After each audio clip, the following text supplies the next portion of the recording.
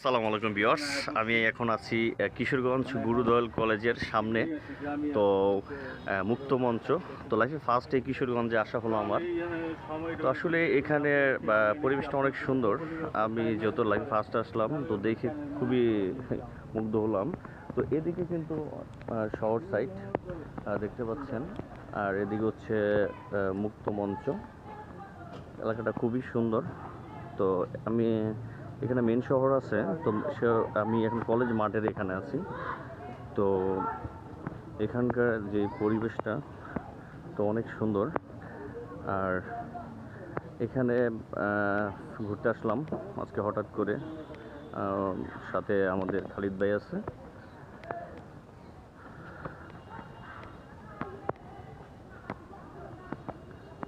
আমার মোবাইলের ক্যামেরাটা ইদানিং কেমন যেন হয়ে যাচ্ছে। খুবই সুন্দর এলাকাটা, দেখতে পাচ্ছেন।